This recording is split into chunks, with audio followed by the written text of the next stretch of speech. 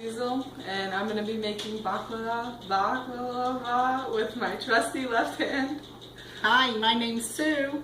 We need 16 ounces of phyllo dough, 1 pound of chopped nuts, 1 cup of butter, 1 teaspoon ground cinnamon, 1 cup of water, 1 cup of white sugar, 1 teaspoon of vanilla extract, and half a cup of honey. And here's the recipe if you need to take a screenshot of that.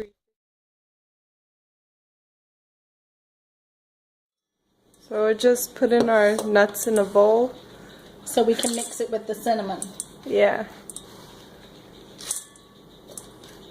To give it some yummy flavor. And mixing it around. Yeah.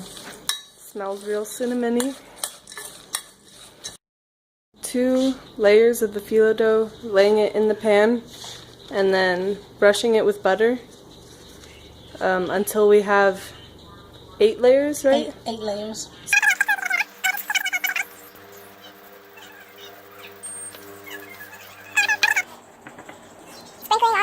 Just sprinkling some of our cinnamon nuts on that we've chopped. Yeah. And our butter's almost gone. Oh yeah, and that was our cup of melted gone, butter. We're done. Oh yeah, okay, so when you run out of butter, it's cool. And nuts. And nuts. We will have extra pastry left over. Okay, cool. But that always happens. So, you know, our butter and nuts is our limiting reactant, yeah? We're just cutting the baklava right now. So you cut it before you bake it. You gotta cut them vertically and horizontally to make little squares.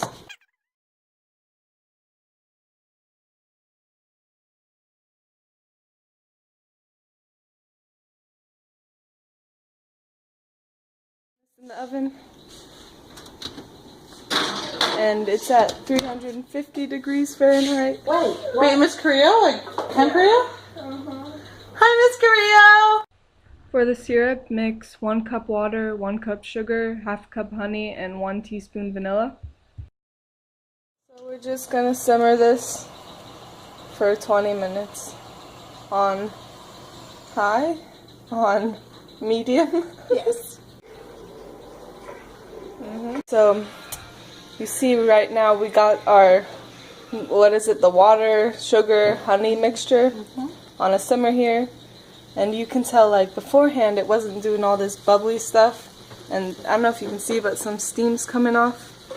And that means that, you know, the intermolecular forces in those molecules there, they're breaking up because they got some heat energy from this flame down here. And what happens is that the molecules that usually stick together in a liquid or a solid, they start kind of being able to pull apart from each other because they got all that heat energy, and that's what causes them to float up in a gas. As you can see, the steam a little bit sort of, and also the bubbles is the gas coming out of the liquid. But this is just a phase change. It's not it's not changing to any other chemicals. The steam's still water. It's just the water molecules are they're more separated. Yeah. If you say so. Here we have a diagram of bonds between atoms versus intermolecular forces, and as you can see we have 2 molecules of hydrochloric acid, and in each molecule of hydrochloric acid there's a bond between hydrogen and chlorine. This is dictated by the solid line. And then we have an intermolecular force or intermolecular attraction, which is a lot weaker than the actual bond. And this intermolecular force actually just kind of keeps the different molecules of hydrochloric acid together depending on which phase they're in, such as a solid would be closer together, a liquid would be not so close, and a gas would be way far apart.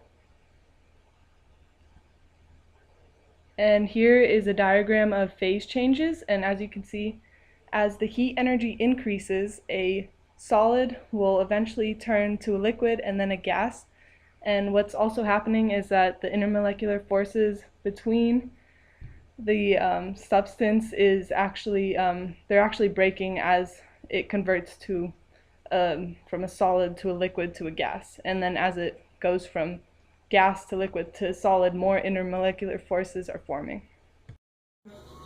Baklava just came out the oven, and now we're gonna spoon the syrup immediately over the top.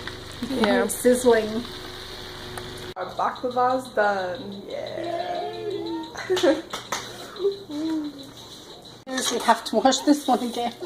So right here we're washing stuff, and well, the dishes that we made, and even this has got like chemistry going on in here. So you know, you got some polar and non-polar molecules, and polar and non-polar molecules don't really like each other. Like, they'll kind of go away from each other, but polar molecules like other polar molecules, and non-polar molecules like other non-polar molecules, and water's a polar molecule,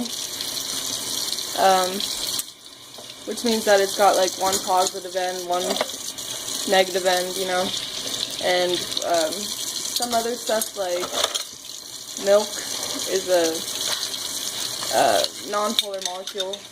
But so in order to wash stuff, you need to use soap, because soap has a polar end and a non-polar end, because they're just smart and they made it like that. And then the non-polar end will like get at the dirt and stuff, and it'll attach the dirt, and then the polar end will like kind of like try to stick to the water that's running away, so that'll help pull all the dirt off. So it's like soap acts as a mini molecule in between. Very interesting. Yeah, that's how your dishes get clean. So, you know, gotta clean these with soap. This is what a molecule of soap looks like, and as you can see, the left side is nonpolar and it's attracted to oils and lipids, whereas the right side is polar and it's attracted to water. I'm still squeezing my honey.